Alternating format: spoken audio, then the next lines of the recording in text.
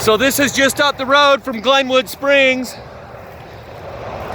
I'm gonna show you the verifiable evidence that proves that this was another plasma fire, if I can make my way up.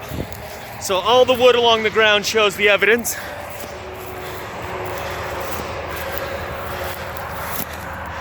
This tree shows the evidence.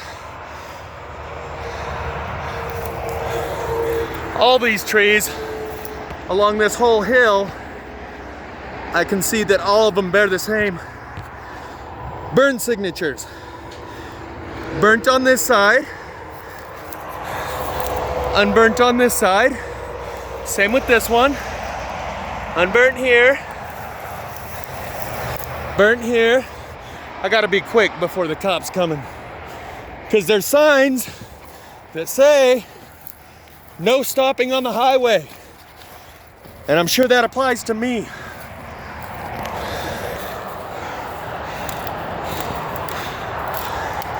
So, as you can see, this is another verified plasma fire.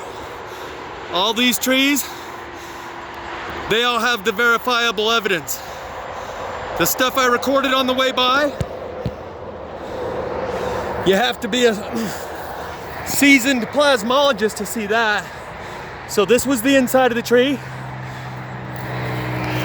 and that was the outside. And as you can see, it burned a streak right here. So I'm not gonna go into too much detail, but all of these,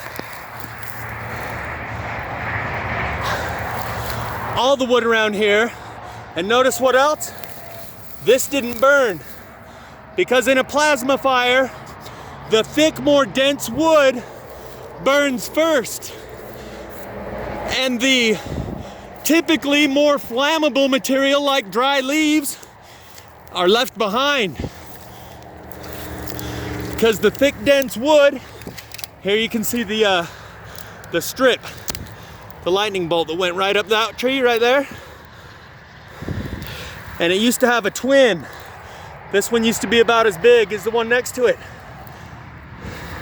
How does this burn that hard? And this is untouched.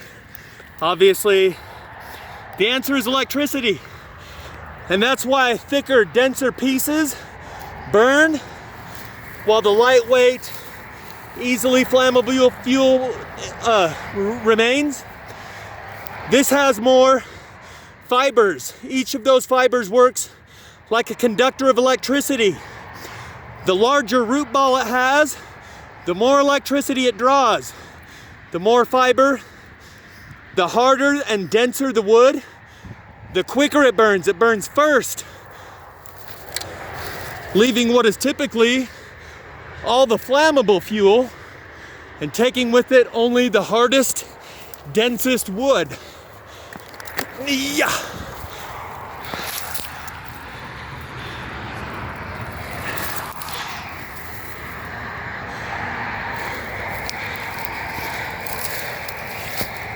That one's kind of a weird one. Okay, let's grab one more and I gotta get going.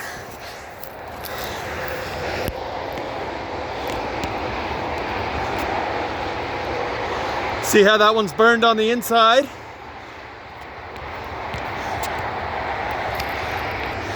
And this one next to it,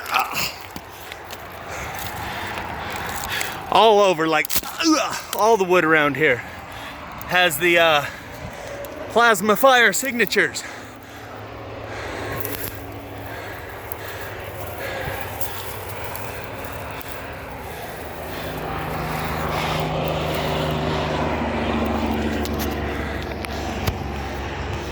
That one, you can see it's highly burnt here on the underside there. And all these trees.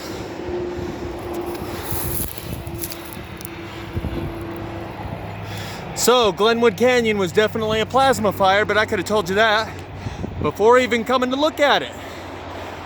Because that's the only kind of fires that happen these days. For whatever reason, I haven't found a single one where I walk through the fire and can't find the plasma burn signatures. Time for me to go. But on my way out, I'll just grab a couple more examples.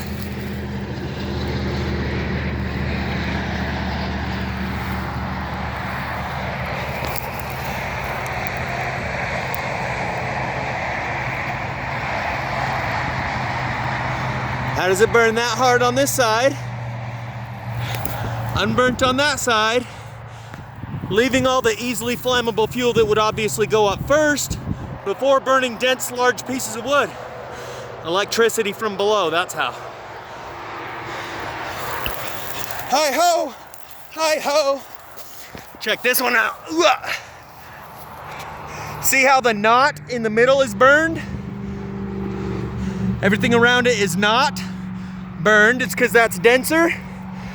And the core fibers of the tree protrude to make another branch right here.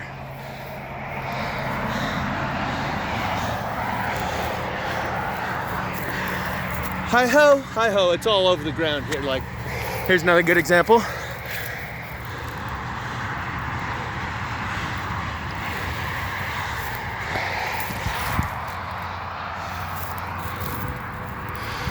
Right, right, plasma, plasma everywhere. But one more good example.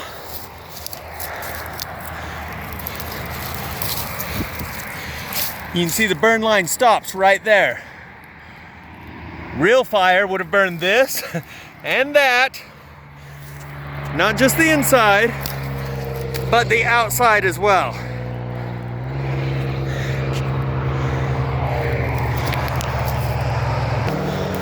I can't help myself, I get a little carried away. I'll tell the copper, hey man, I'm doing a public service.